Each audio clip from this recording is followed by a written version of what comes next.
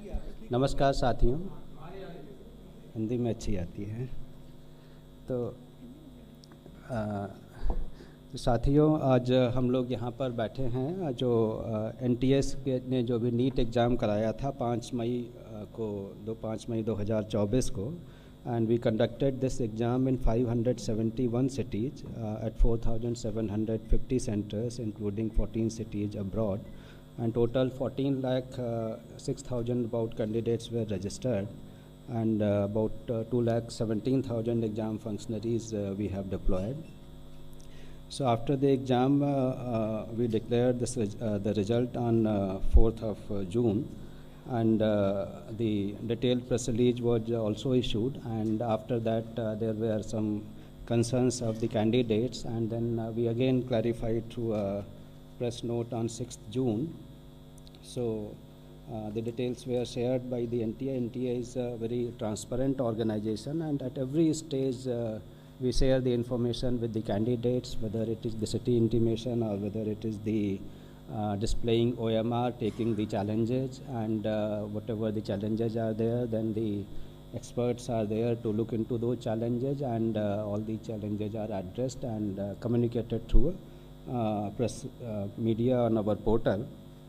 So this year there were certain issues, those are raised by the candidates, the like higher marks, and so many toppers. So initially the result was like the 17 students were in the topper, but there was a physics question, and every year when we ask the challenges, and then the questions are like, because of ambiguity, the answer key when finalized, so there are changes. So on that basis, 44 candidates have got marks from 715 to 720, and the toppers, number of toppers like 17 plus 44 हो गया था, 61 हो गया था.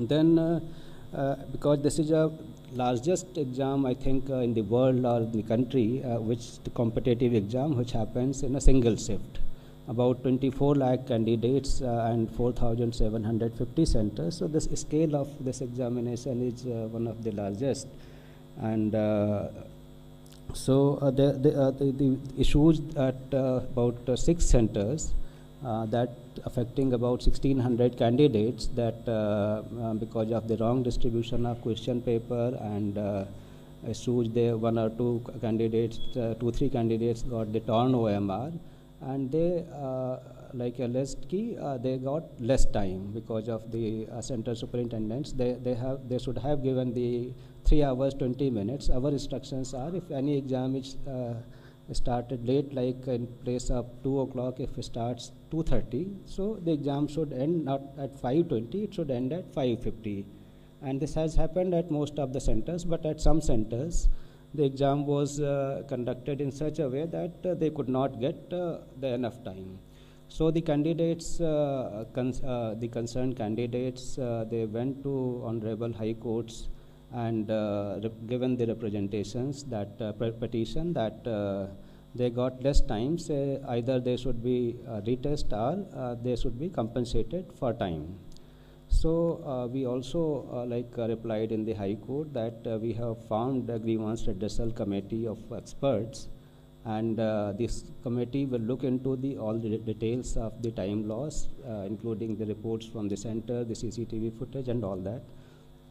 So the High Court said they dismissed petition, and if the candidates are having further grievances, then obviously they can again go back to the court.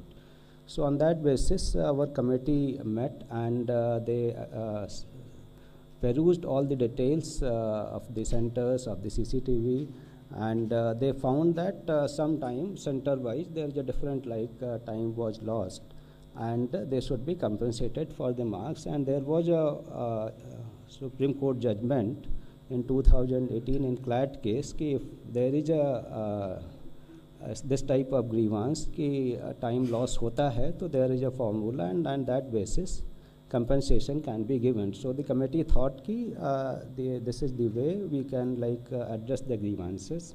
So during this grievances, their marks have been increased, and due to that some students, the concerns which have come to the media is because of the certain candidates have got marks which are like they have come in the top, 6 candidates have come in the top, 2 candidates have 718 and 719 marks.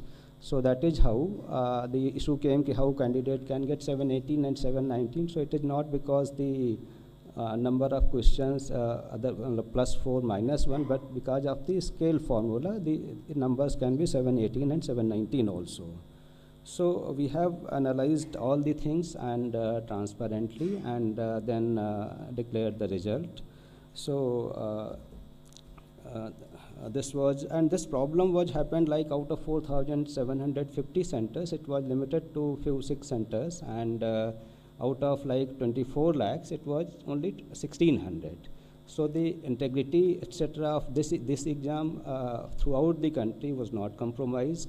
And one issue which was happened in Savai Madhavpur, that because of wrong Hindi English distribution, we took the action immediately, and because by that time at every center candidates were inside. So the question paper in social media was I think around 4:28, 4:29 p.m. after the start of like 2 hours 28 minutes later. So we said that there is no paper leak, and we reconducted the exam at that center with a different question paper, and it went smoothly. And then there were allegations from some other centers that there is a possibility of paper leak. So we all again analyzed our system and denied that report through the press release on 6th of May. So the whole exam process has been very transparent, and the integrity of the exam was not compromised at all, and categorically stated in our press release.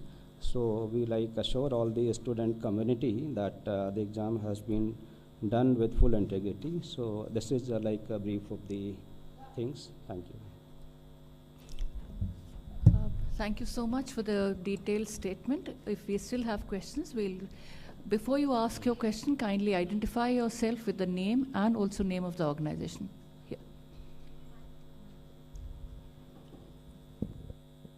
Sir request है, एक बार आप हिंदी में larger audiences के लिए थोड़ा please explain कर दीजिए, because a lot of Hindi channels are also here. और क्वेश्चंस इन हिंदी. जी, और एक सवाल जो मैं दोबारा बता दें ताकि जी, और साथ ही में सर सवाल ये पूछना चाहेंगे कि एनटीए ने अपनी तरफ से तमाम नाम और ऑर्गेनाइजेशंस. मैम मेरा नाम मिलन शर्मा है, मैं आज तक से हूँ.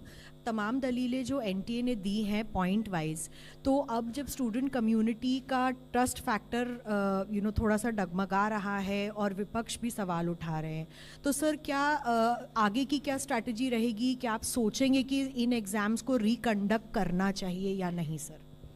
तो जैसे मैंने बताया कि ये जो एग्ज़ाम है, इसमें जो इशू आ रहा है ये 6 सेंटर्स और 1,600 कैंडिडेट्स का आ रहा है.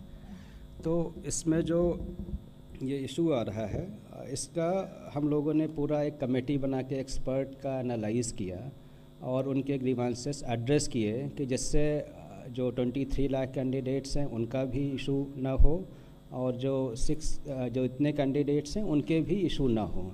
बट टू अले द फियर अगेन कि इसमें किसी को भी वो ना हो, तो एनटीए हैज़ डिसाइडेड कि जो एक हमने ग्रीवांस रिड्रेसल कमेटी बनाई थी, उसने जो रिकमेंडेशंस दी थी उनको जो है एक हाई पावर्ड कमेटी एनालाइज कर ले. तो एक हमने कमेटी बनाई है, उस कमेटी की वो कमेटी इनको एक बार फिर से देख लेगी कि जो इनके ग्रीवांसेस थे 1,600 कैंडिडेट्स के, उनके भी ग्रीवांसेस ना रहें, और जो 23 लाख लोगों के मन में हैं कि काफ़ी सारे टॉपर्स आ गए, ये आ गए, तो इनके भी इशूज वो ना हों. तो इस तरीके का निर्णय एक हम लोगों ने लिया है. Thank you sir. मैं अनिरुद्ध हूँ, दैनिक भास्कर से. सर सर मैं दैनिक भास्कर से अनिरुद्ध हूँ. सर ये जिस तरह का एग्ज़ाम है नीट का, ये एक तरह का सिस्टम ऑफ एलिमिनेशन का है, तो क्या इसमें ग्रेस सिस्टम लागू करना ठीक था? नंबर 1. नंबर 2 कि ये जो क्वेश्चन के गलत विकल्प के चुने जाने या वो सही 2 विकल्प होने के चलते कितने बच्चों को एग्जैक्ट नंबर दिए गए वो. और दूसरा कि जो टाइम लैप्स की वजह से जो आपने ग्रेस मार्क्स दिए हैं, वो कितने ग्रेस मार्क्स हैं और वो कितने बच्चों को एक्चुअली में मिले हैं, जिससे कि 6 तो टॉपर में पहुंच गए? देखो, मैं फिर से आपको बताऊं कि जो ये एक एनटीए का और जितनी भी एग्जामिनेशन कंडक्शन बॉडी हैं, सभी जो है हम तो आंसर की चैलेंज करते हैं, तो बच्चों से पता चलता है कि उनका फीडबैक और वो डिटेल में देते हैं कि ये विकल्प के बजाय ये विकल्प भी हो सकता है या ये होना चाहिए। और बाकी भी जो कुछ ऑर्गेनाइजेशन करते हैं तो उसके बेसिस पे ये हर साल एक सेट प्रक्रिया है। हम जेई में भी करते हैं, पिछले साल नीट में भी किए थे, और इस साल सबसे कम जो है केवल एक क्वेश्चन चैलेंज हुआ, मतलब एक क्वेश्चन अफेक्ट हुआ। तो ये मतलब जो सिस्टम है, क्योंकि इतने सारे क्वेश्चंस बनते हैं, बुक्स अलग रहती हैं, तो एक क्वेश्चन केवल चैलेंज हुआ, which is the least in the history of like NEET examination in past few years. तो एक तो ये हो गया। दूसरा जो इनका जो बच्चों का जो 1563 बच्चों का हमने वो किया, तो इनके जो मार्क्स रिवाइज होके भी कई बच्चों के मार्क्स जैसे नेगेटिव में थे तो नेगेटिव से नेगेटिव में ही रहे, -20 रहे, और कुछ बच्चों के मतलब टॉपर साइड में आ गए। और इनका जो 1563 का है उसमें से 790 बच्चे क्वालिफाई किए। 790 बच्चे मतलब उनका जो परसेंटेज है 50.54% है। जबकि जो टोटल जो 23,33,000 बच्चे अपीयर हुए थे उसमें से 13,16,000 बच्चे क्वालिफाई किए, उनका परसेंटेज 56% है।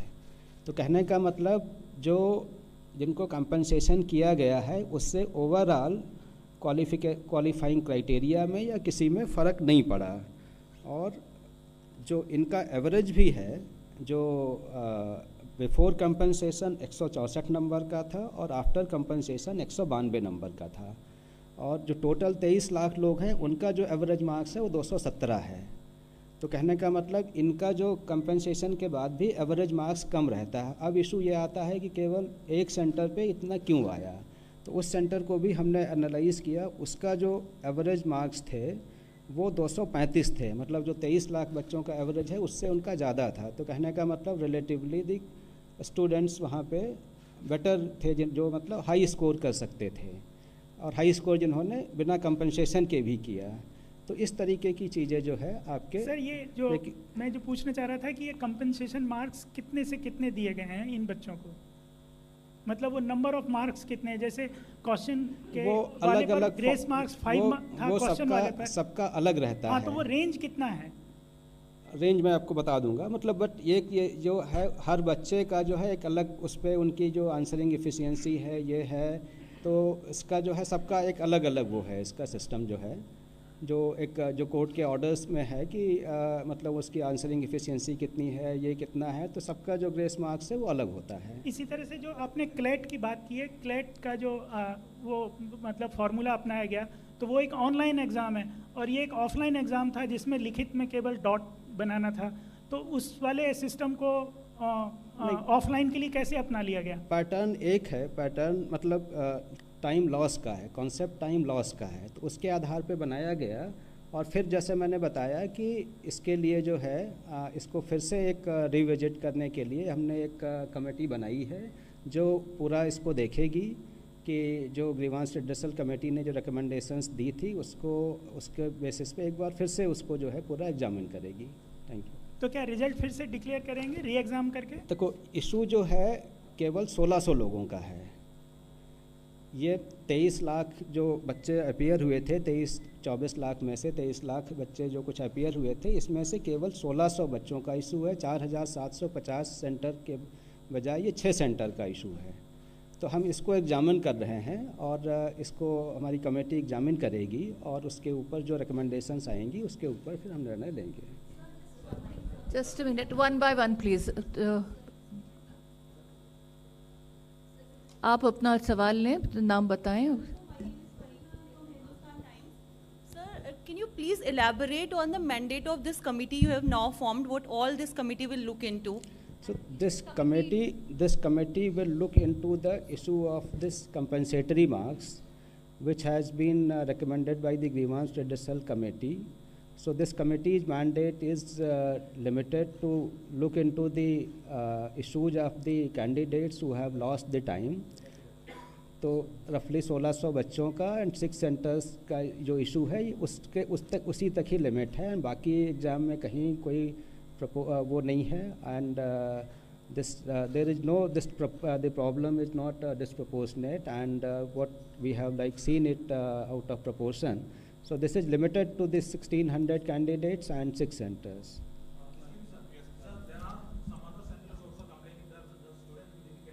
Can I please have your name and organization? Sir, there are complaints after this. Whatever complaints we have received till the declaration of results, so this committee will look into the grievances of those candidates. We have CCTV and all the details.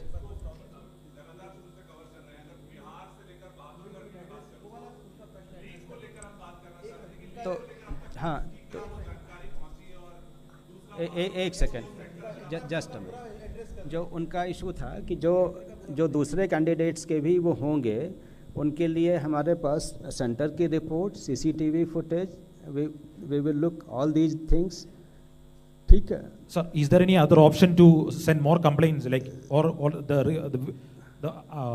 at present the previous complaints will be only validating? See, that is like whosoever has complained, they have already communicated. There should not be afterthought of that. CCTV, we have the records also. Thank you. Just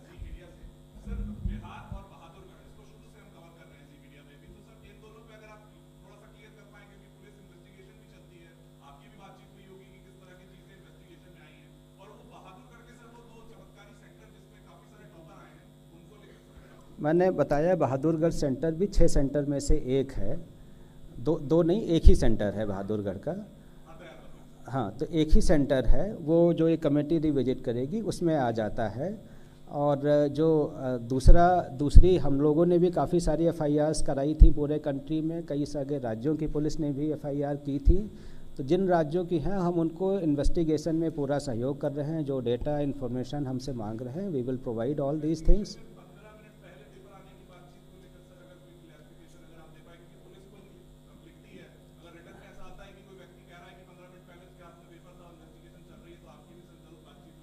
देखिए, हमारी बातचीत जो investigation चलता है, जो हमसे records मांगेंगे, we are very transparent, we will provide all the information, we have nothing to hide.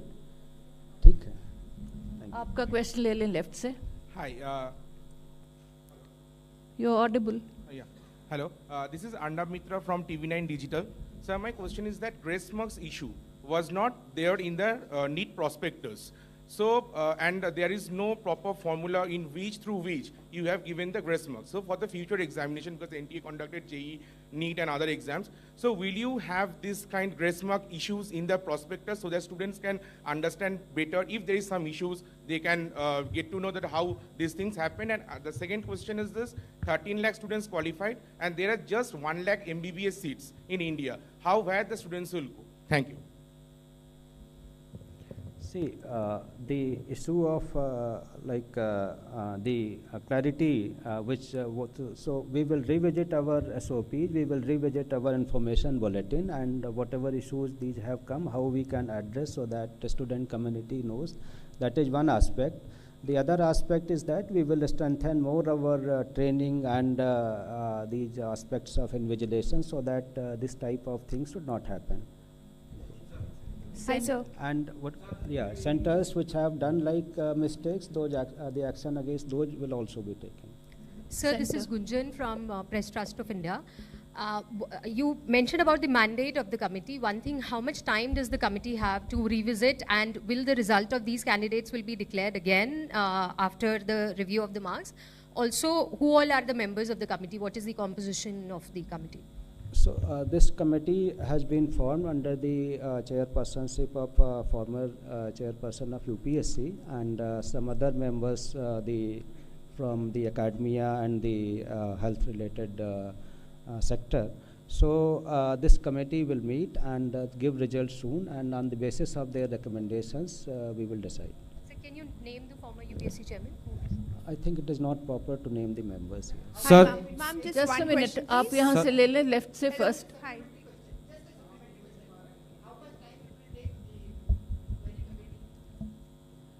Yeah, they will meet soon. I think they should be able to give our their recommendation within a week.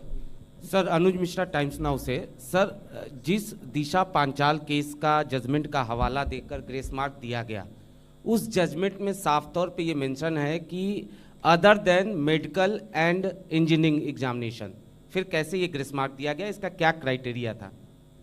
देखो, एक criteria था how to compensate loss of time. इस issue को लेके हमारी committee ने recommend किया, तो they have followed the same concept कि लॉस ऑफ टाइम यहाँ पे हुआ था, यहाँ भी लॉस ऑफ टाइम हुआ है, तो उसका एक क्राइटेरिया जो फॉलो किया गया उस तरीके से कंपनसेट किया गया। Now the other committee will look into this aspect that I have told already. Thank you. Hi sir, Diksha Tiri from Indian Express this side.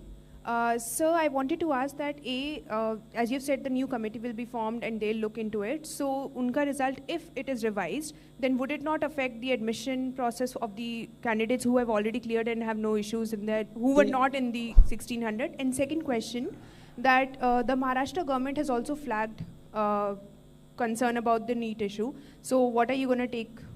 What is your thought on that, and how are you going to take the next step for that? The issue of because the total like this committee will meet frequently and give the recommendations early, so that we will come to a conclusion in in a limited time frame. Let us say, like, once they give recommendation in a week, so in next 2-3 days we will be able to decide, so that overall process of admission and all that will not be delayed, because I don't think it will get affected. And for the Maharashtra government, sir, that second question is still pending. The Maharashtra government and Tamil Nadu government have not received any thing, but if they have sent anything, we will see it what happens. Sir मेरा नाम इला काज़मी है और मैं India TV से हूँ sir इधर। Sir मेरे 2 सवाल हैं। मेरा पहला सवाल ये है कि आपने बताया कि रिव्यू करेंगे 1 हफ्ते में, उसके बाद जांच करेंगे, इन्वेस्टिगेट करेगी कमेटी, लेकिन क्या रिजल्ट डिक्लेयर होंगे, जैसे कि इन्होंने भी यही प्रश्न किया था, इसका एक बार क्लियर आंसर हमें बता दीजिए। और देखो, ये जो 1600 बच्चों की समस्या है, इसको जो कमेटी देखेगी और उसके बेसिस पे जो रिकमेंडेशंस होंगी, उनका कोई दूसरा फार्मूला होगा या क्या होगा, तो उसके बेसिस पे हम लोग डिसीजन लेंगे, और ज़रूरत होगी तो उनका रिजल्ट जो है रिवाइज होगा। बट कोई भी जो डिसीजन होगा, ना तो 23 लाख बच्चों के कोई डिसएडवांटेज उसमें होगा, और ना वो जो 1600 बच्चे हैं जिनका टाइम लॉस हुआ है उनका भी कोई नुकसान नहीं होगा। सर मेरा दूसरा सवाल ये था कि दूसरों को चांस दे नहीं मैम, बस एक लास्ट क्वेश्चन है कि सर एक बार क्वेश्चन ये लास्ट है, एक बार और समझा दी कि ये ग्रेस मार्किंग का जो फॉर्मूला था सर, वो एक बार और आप मुझे समझा सकते हैं, क्योंकि ये कैसे डिसाइड किया कि किस नंबर बच्चे को? आई थिंक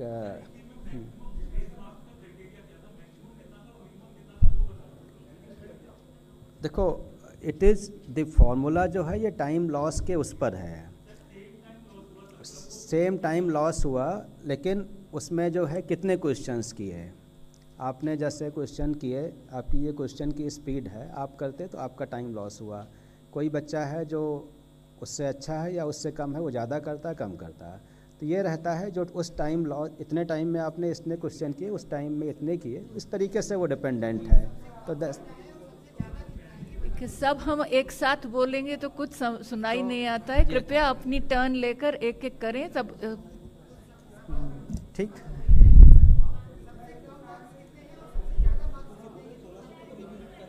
भाई इसी को लेके जो है हम बताया कि जो मतलब जिनके ज़्यादा हो गए उनके 720 हो गए, और जिनके सबसे कम हुए उनके रिवाइज होने के बाद भी -20, मतलब 0 से कम हैं।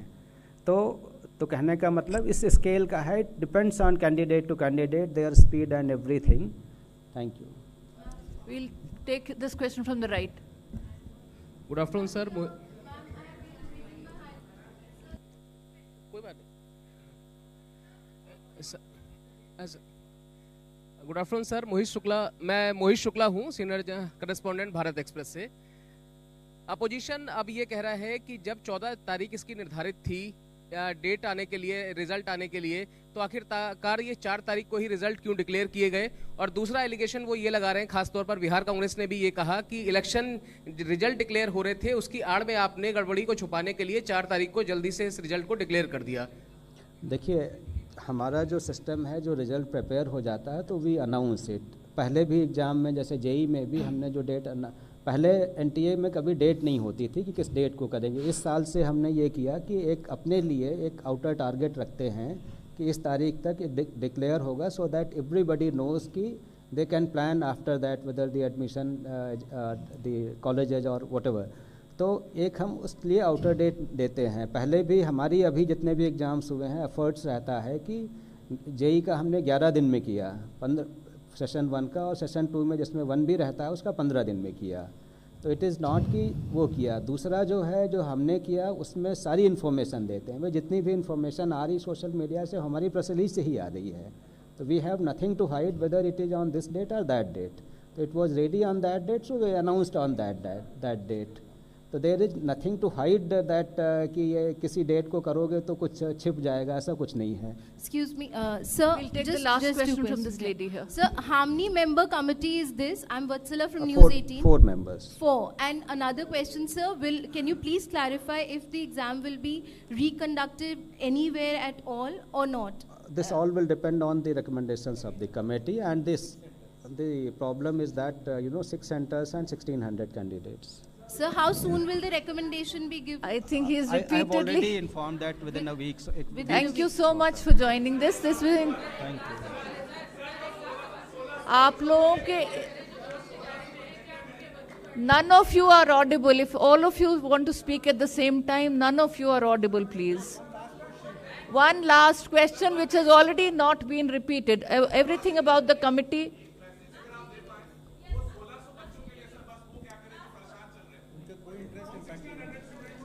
मैंने उनको बताया कि उनका जो है, उन्होंने 2 डिमांड की थी, रीटेस्ट या कंपनसेशन ऑफ मार्क्स। तो कोई भी जो डिसीजन होगा उन बच्चों का जो टाइम लॉस हुआ है उसका हिसाब से होगा, उनको भी कोई नुकसान नहीं होगा।